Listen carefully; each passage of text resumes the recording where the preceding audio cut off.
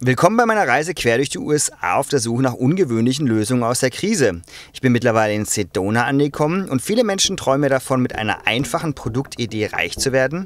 Ich treffe jetzt hier jemanden, der hat es mit bunten Plastikrohren geschafft, und würde ich es jetzt nicht ausdrücklich sagen, würde man, glaube ich, nicht merken, dass er Millionär ist.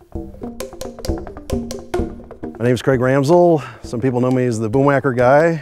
We're standing here in beautiful Sedona, Arizona. We're going to tell you a little bit about these musical tubes called Boomwhackers. Each tube is tuned by length to different musical notes. So you can play them on different surfaces. They're great for body percussion. If you hit them together, you get a harmonic interval. And it's the fact that the wall flexes that's really the trick. So pretty much you can whack them on whatever you like.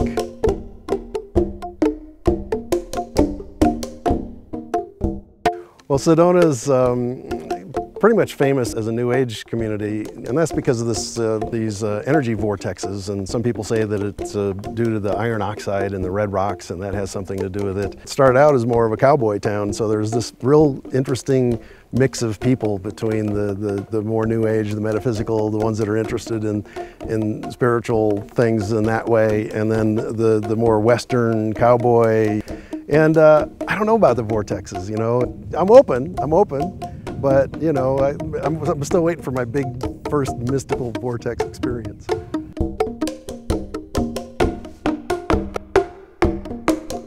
We've had the experience when I go to do trade shows and that sort of thing, and they see that we're from Sedona, Arizona, and they look at the product, and they look at me, and I have this crazy hat with the tubes coming out and stuff, and they go on, well, Sedona, that figures. And other people just kind of like stand 20 feet away and stare, and they're going like, this guy's really wacky, you know? So when we first sold our first million, I made a sign that said, over 1 million tubes sold, and that, would somebody please take us seriously?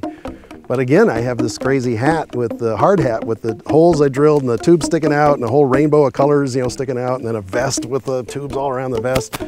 And so guys would come up to me and they said, dude, it's hard to take you seriously when you're wearing that stuff.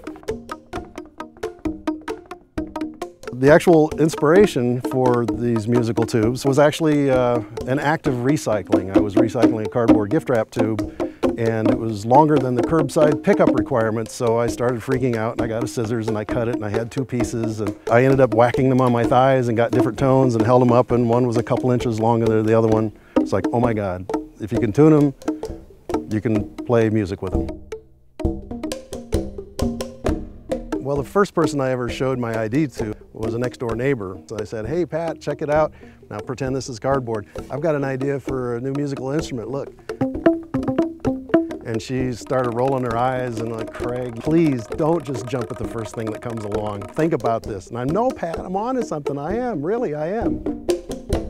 So we do the assembly of the product here in Sedona, and in the various steps along the way that you can hear the sounds of the tube. After doing this for coming up on 15 years since I had the idea, the day-to-day of running a small business is the kind of thing that actually, if you're not cut out for it, can drive you crazy. And I've pretty much figured out that I'm not cut out for it. But I'm really hoping that soon I will be able to get my feet on the soil and on the hiking trails around Sedona here, and to put some more time and energy into some other creative endeavors that I have in mind. That's wacky. That's wacky.